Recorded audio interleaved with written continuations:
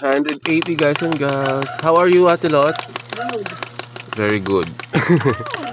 Oh, sorry. Thank you for making business.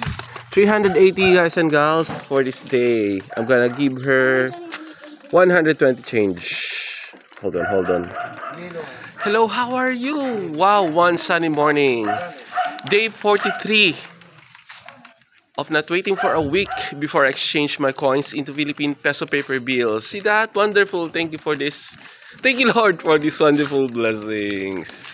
Day 43. Road to 1 million pesos saving challenge. Oh my gosh. We're gonna make it, okay? Don't worry. We'll just wait for the right time. Okay.